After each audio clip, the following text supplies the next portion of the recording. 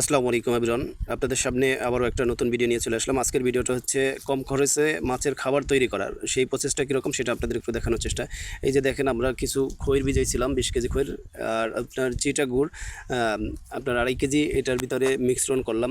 মিশ্রণ করার পরে এই যে একটা বড় একটা তাফাল আছে, এই তাফালটায় আমরা এই যে খইর আর চিটা গুড় এই মিশ্রণ করার পরে এটা আপনাদের এই তাফালটার ভিতরে ঢাললাম, যাতে করে এই খাবারটা মিশ্রণ করতে অনেক সুবিধা হয়। এরপরে এটা হচ্ছে দেখেন 1 কেজি ভিটামিন, এই ভিটামিনটা সুন্দরভাবে ছিটিয়ে দিলাম। এরপরে হচ্ছে এই 10 কেজি আটা, এই আটাটা সুন্দরভাবে একদম পরিপূর্ণভাবে সুন্দরভাবে এই যে একদম সমান আকারে বিছিয়ে দিলাম। এরপরে হচ্ছে এই যে 20 কেজি চালের গুঁড়া, এই 20 কেজি চালের গুঁড়া দিলাম। এরপরে এই সুন্দরভাবে এটা হচ্ছে ফিশ মিল্ক, আপনার এটা হচ্ছে মাছের গুঁড়া, এই 20 কেজি মাছের গুঁড়া এটা সুন্দরভাবে এই যে একদম পরিপূর্ণভাবে দিয়ে দিলাম। এরপরে হচ্ছে এবারে দিতেছি এটা হচ্ছে ভুসি, বড় দানার যে ভুসিটা, সেই ভুসিগুলা সুন্দরভাবে একদম পরিপূর্ণভাবে দিয়ে দিলাম। এই ভুসিটা দেওয়ার পরে এরপরে এখনই আমরা খাবারটা মিক্স করব সুন্দরভাবে, পরিপূর্ণভাবে একদম ভালোভাবে মিশিয়ে একদম গোল্লা গোল্লা আকারে তৈরি করব।